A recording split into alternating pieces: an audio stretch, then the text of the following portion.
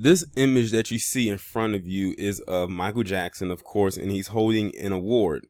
That award was the Video Vanguard Award, and this picture was actually taken back in 1989 when he got it. He got it for being the artist of the decade, but it was also a historical moment at the same time because he was the first person to get this award, and they ended up changing the title of the award that year as well. So instead of it just being called the Video Vanguard Award, they ended up calling it the Michael Jackson Vanguard Award. So that basically means that any artist that came after him that got that award, that they were pretty much immortalized, with Michael Jackson's stamp on it. And as basically the VMAs, which is the Video Music Awards, that's basically their version of the Lifetime Achievement Award.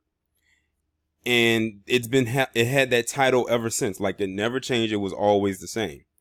But it looks like in recent times, or recently, it looks like it might end up getting a name change, or they may not have it at all.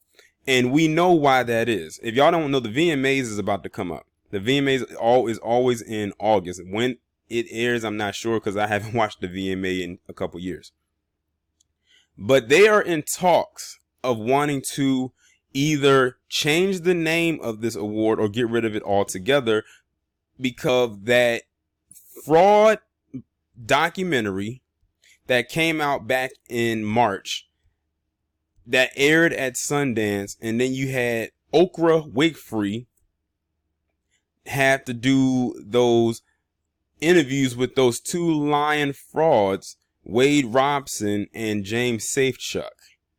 And not only that, to get off course a little bit, this so-called documentary, Leaving Neverland, got nominated for an Emmy, along with that Surviving R. Kelly one, got nominated for an Emmy as well. That's no coincidence that happened. There is no coincidence that, and the scary part about it is either one of those could possibly win. Because I don't know what the other documentaries are in that category, but something tells me one of those two are going to win, because those are two recognizable names. The sad part about this whole thing is that Michael Jackson is dead and has been dead for over 10 years now, and he's not here to defend himself. Although when he was alive, he defended himself not once but 2 times when this stuff started to come out, and in both times he was found not guilty. Especially with that second one in 2005. And it came out that they just wanted money. The victims just was trying to extort money out of Michael Jackson. And you know what?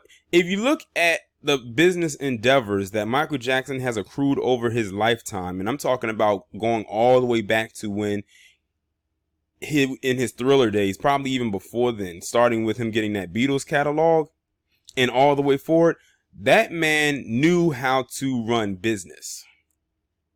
He was more than just an artist and an entertainer. He was a very, very good, great, lucrative businessman. But it was around 2002 when he got that Sony publishing, and he called out Tommy Mottola and called him the devil. Y'all can go and look online and look at that video. He was in New York in front of a crowd of people where he pretty much put Tommy Mottola on blast. And then his album sales for that album, Invincible, was not as good, and that's basically because they sabotaged the album. I still bought the album, and it still is a really good album. And then a couple years later, all of that stuff, then he does that Living with Michael Jackson so-called documentary with that fraudster Martin Bashir, and then I think that's when the whole thing kicked up again with the allegations of him molesting little boys. And of course he was found not guilty on all of those charges. They did a complete raid of his house. They found nothing. The FBI said there's nothing here, there's nothing to see, everything is completely clean, the man is innocent. He goes into hiding for a little bit, then he comes back out and he announces he's going to do This Is It. He is rehearsing for the tour, and then of course he ends up passing away. Then his estate, it's a lot of stuff going on, with his estate and all types of things like that. And now you have this fraudumentary, as I think it was a Cosby that came up with that term, that just comes out of nowhere. And that David Geffen has never, ever, ever liked Michael Jackson. He has a huge hatred for that man. Even in death, they want to ruin this man because they couldn't get him in life. That shows you how cowardice they are. And by they, I mean everybody involved with this. I'm talking about Okra as well. Wade Robson, James Safechuck, all of them are wicked as hell and should be called by their proper name. Devils. Demonic. Pieces of shit. And anything else that I can't come up with at the moment. So MTV says that they are thinking about changing the name and maybe getting rid of the award altogether. Well, I asked this of MTV. Who was it that made your channel so popular? Because if y'all don't know a little bit of history, when MTV first came out back in the early 80s, I think it was 1980. For the first 2 years, they played nothing but white artists. They could have been white pop artists, white rock and roll artists, heavy metal artists. That was all they played. It took David Bowie, a white guy, a white British man, might I add, to convince MTV to allow black artists to be played. And the one that came to mind was Michael Jackson. He's like, look, Michael Jackson is a huge act right now, and I know you know of him. He has one of the biggest songs out right now, which at the time was Billie Jean. This was before the release of Thriller. And Billie Jean was the first song played on MTV by a black artist, being Michael Jackson. Michael Jackson broke the color barrier over at MTV. He was the first black artist to play on MTV in 1982, if I'm not mistaken. And it was pretty much history from there.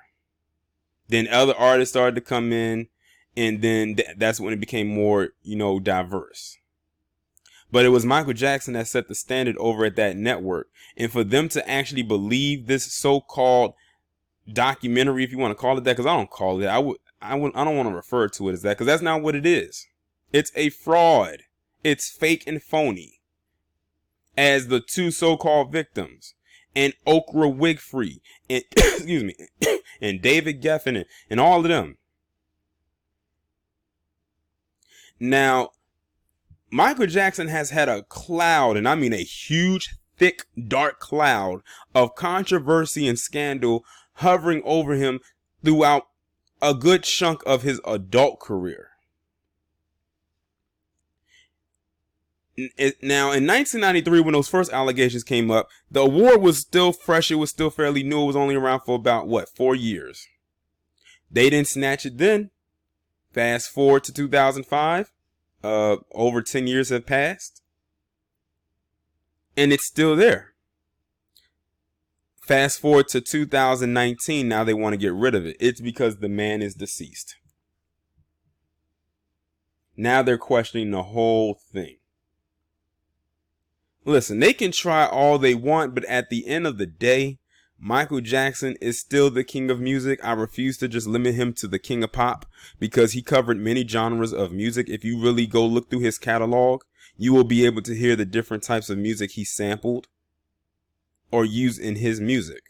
And it wasn't just pop music. He still has the highest selling album of all time, which is Thriller. I think the album has gone 3 times platinum, which is 30 million plus copies sold worldwide.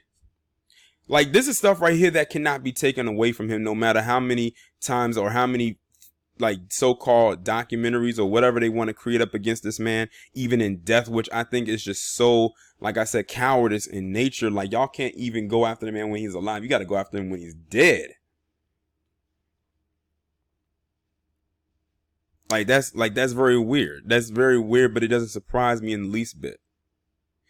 MTV will show their entire skirt if they get rid of this award, or if they even think about renaming it.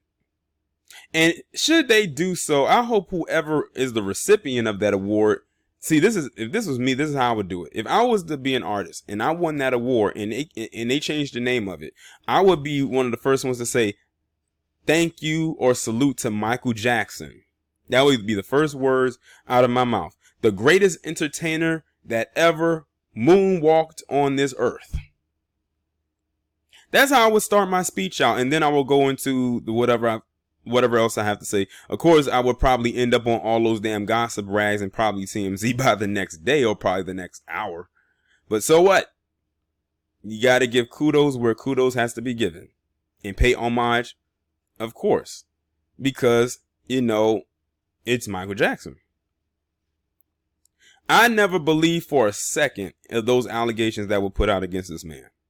And at the time, when the first ones came out, I was 4, so I was fairly young, so I couldn't really remember it. But when those second round came out in 2005, I was 16 and I was old enough to know. I said, yeah, he didn't do what they accused him of. Like, something just doesn't seem right about this whatsoever. I said, Michael Jackson doesn't seem like the type. Meanwhile, you got people like Stephen Collins, Jeffrey Epstein, and Harvey Weinstein, and Bryan Singer, and a long laundry list of names that I can't think of at the moment because the damn list is too long, who actually have evidence that proves that they have been doing what they've been doing, but where's their documentary? And I know they made one for Harvey Weinstein, but they kept that one under wraps, and they did that on purpose. Where's the one for Jeffrey Creepstein or Stephen Collins or Bryan Singer? We know what it is. They want to make black men the face of pedophilia or sexual assault in the case of Bill Cosby. Like, they got a trinity: Bill Cosby, Michael Jackson, R. Kelly. They've been going after these men for years. I think Bill Cosby's is more recent though. But as far as like R. Kelly and Michael Jackson, they've been going after those two for years. And they don't stop, and they won't stop until they get them. Just like Michael Jackson's song says, don't stop till you get enough. They haven't had enough. Even while the man is deceased and has been for over 10 years, they will not stop. They are like the damn Terminator going after Sarah Connor. But that's how they get down. That's just how this establishment or this world works. If they want to get you, they will get you. See, him dying wasn't enough, because he died still with his reputation intact. His reputation wasn't in shambles. And that's what they prefer. His reputation to be falling like a house of cards. See, if they could have gotten him while he was alive, when he died, they wouldn't have mattered. You know what they would have came out and started saying? How much they loved Michael Jackson. Quiet as it's kept. They did that when he died. Same thing they did with Muhammad Ali. They hated that man when he was alive, but when he couldn't talk anymore, they loved him. When he died, they loved him even more. But it's something about Michael Jackson that they just could not break through. And I think it also attributes to how strong his fan base is. I think that played another huge part in it as well. But MTV, y'all may want to really think long and hard about this, because it's still a lot of diehard Michael Jackson supporters and fans out there. And if you change that name, I'm almost scared to see what your ratings might look like just on that one award. I would bet that they would sink faster than the Titanic. Like, I would be the one, excuse me, to go and look at Nielsen's ratings the next day or whenever they become available, just to see if the ratings did drop because of it. Because, like I said, Michael Jackson did for MTV what he pretty much did for the rest of the music industry. I even said back in 2009 when he died, because I don't want to say he passed, when he died, that music died with him. And based on how the music industry looks right now, I think I was pretty accurate. But yeah, like, that's pretty much all I have to say as it pertains to this right now. Y'all let me know what you think about this down in the comments. Like, share, subscribe. I will talk to you in the next one.